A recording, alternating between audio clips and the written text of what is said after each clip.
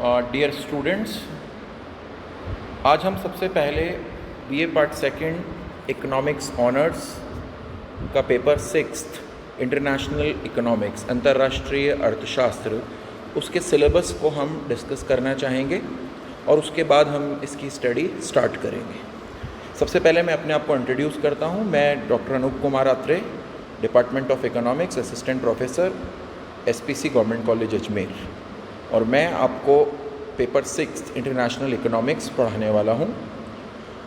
आप BA part first honours में 4 papers की स्टडी कर चुके हैं और अब अगले 4 पेपर आपको सेकेंड ईयर के अंदर स्टडी करनी है। उसमें से जो 6th पेपर है इंटरनेशनल इकोनॉमिक्स अंतर्राष्ट्रीय अर्थशास्त्र, सबसे पहले हम उसके सिलेबस को डिस्कस करना चाहेंगे। देखिए, इंटरनेशनल इकोनॉमिक्स जनरल इकोनॉमिक्स की एक डायनामिक ब्रांच है। अगर हम कहें प्रावेगिक या गत्यात्मक शाखा है, और एमडीएस यूनिवर्सिटी के सिलेबस के according there are 3 units of this international economics which you have to study. 3 units हैं जिन्हें आपको पढ़ना है और जिनकी स्टडी आपको कराई जाएगी। सबसे पहले बात करते हैं यूनिट 1 की।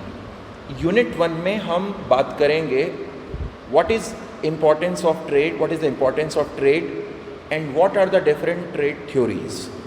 हम डिस्कस करने वाले हैं व्यापार का महत्व क्या है और व्यापार के विभिन्न सिद्धांत क्या हैं, अंतर्राष्ट्रीय व्यापार के विभिन्न सिद्धांत क्या हैं, उनको हम डिस्कस करने वाले हैं। साथ ही हम डिस्कस करने वाले हैं importance of the study of international economics, अंतर्राष्ट्रीय अर्थशास्त्र का अध्ययन क्यों किया जाएगा, उसका महत्व क्या है, उसकी सिग्निफिकेंस क्या है, उसकी सार्थकता क्या है, उसको हम डिस्कस करेंगे फर्स्ट यूनिट में।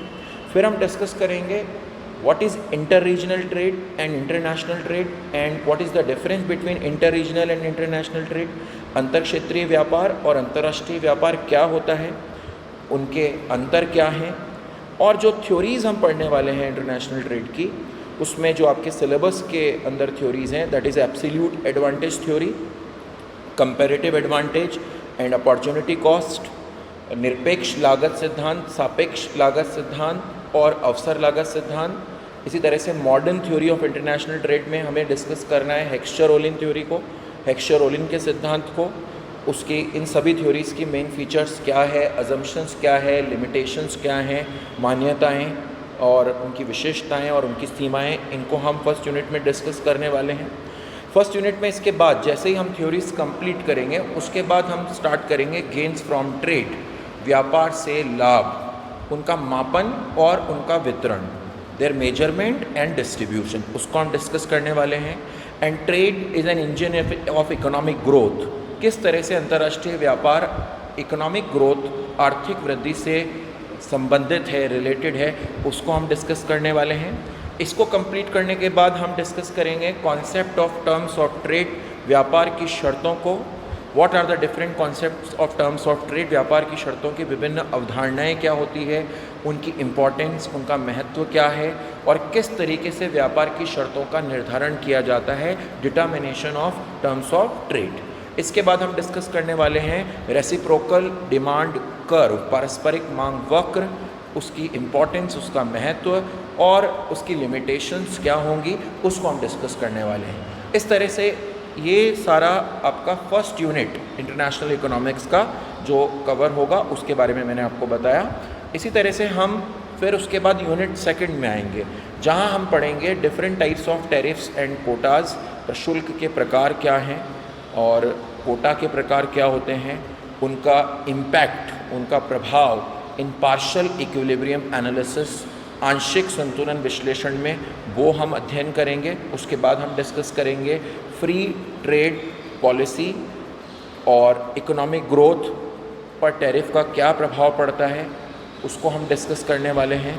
इसके बाद कॉन्सेप्ट ऑफ ऑप्टिमम टैरिफ, अनुकूलतम प्रशुल्क की अवधारणा, उसका मेजरमेंट, उसके इफ़ेक्ट्स, उसको हम डिस्कस करेंगे।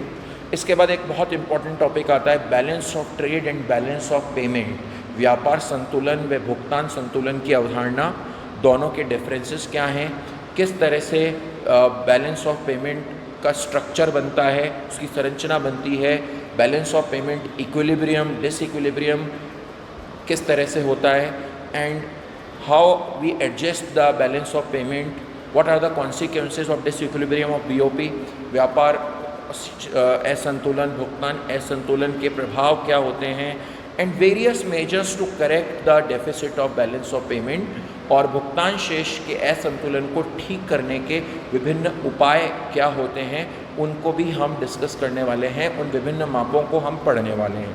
इसके बाद नेक्स्ट टॉपिक जो हमारे पास आएगा वो होगा डिवैल्यूएशन, और हम डिस्कस करेंगे कॉन्सेप्ट ऑफ डिवैल्यूएशन, अवमूल्यन की अवधारणा क्या है, इसके रिलेटिव मेरिट्स और डीमेरिट्स क्या हैं, इसके गुण और दोष क्या हैं वो हम डिस्कस करेंगे। और उसके बाद concept and implication of foreign trade multiplier, विदेशी व्यापार गुणक की अवधारणा और उसकी सार्थकता का अध्ययन हम करेंगे। उसके बाद कुछ इंटरनेशनल ऑर्गेनाइजेशंस आपके सिलेबस में हैं जिनके फंक्शंस की आपको स्टडी करनी है, जिनके कार्यों का अध्ययन आपको करना है। तो उसके बाद हम फंक्शंस ऑफ IMF, अंतर्राष्ट्रीय मुद्रा कोष, international monetary fund, world bank, विश्व बैंक, गेट या WTO जिसे हम कहते हैं अब, उसके फंक्शंस, इन सब के कार्यों का अध्ययन हमें करना है। और भारत के संदर्भ में जो मौद्रिक संरचना है हमारी, उसमें जो सुधार हुए हैं उसको भी हम डिस्कस करने वाले हैं, reform of the international monetary system and India. तो ये जो सिलेबस रहेगा ये यूनिट 2 का हमारा पाठ्यक्रम सिलेबस रहने वाला है। इसी तरह से यूनिट 3 में हम पढ़ने वाले हैं फॉरेन ट्रेड इन इंडिया, कि भारत में विदेशी व्यापार, उसमें recent changes in the composition and direction of foreign trade, कि जो विदेशी व्यापार की संरचना है, विदेशी व्यापार की दिशा है, उसमें किस तरह से परिवर्तन हो रहे हैं, उनका अध्ययन हम इस यूनिट में करने वाले हैं। और causes and effects of persistent deficit in the BOP, Bharat में भुगतान शेष की स्थिति क्या है, जो डेफिसिट है उसके कॉजेज़ क्या हैं, उसके कारण क्या हैं, उसकी वजह से इकोनॉमी पे क्या इफेक्ट पड़ रहा है अर्थव्यवस्था पर, उसकी स्टडी हम करने वाले हैं। And measures adopted by the government to correct the deficit after 1991, 1991 के बाद सरकार द्वारा हमारे भुगतान शेष के घाटे को दूर करने के क्या उपाय अपनाए गए हैं उनको हम डिस्कस करने वाले हैं। और भारत में जो ट्रेड रिफॉर्म्स हुए हैं, जो व्यापार सुधार हुए हैं, जिसमें partial and full convertibility of rupee को भी हम सम्मिलित करेंगे, आंशिक और पूर्ण रुपए की परिवर्तनशीलता, उसका अध्ययन हम करेंगे।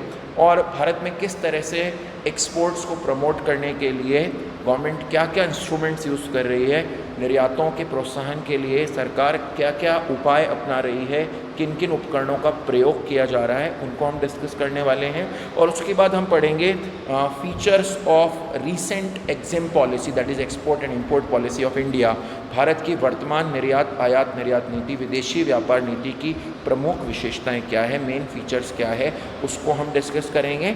And role of multinational corporations in India, भारत में बहुराष्ट्रीय कंपनियों की भूमिका, इसको हम स्टडी करेंगे। तो इस तरह से मैंने आज आपको जो 3 यूनिट्स, जो पूरा इंटरनेशनल इकोनॉमिक्स का सिलेबस 3 यूनिट्स में डिवाइड है, जिसकी स्टडी हम करने वाले हैं, उनको हमने डिस्कस किया है।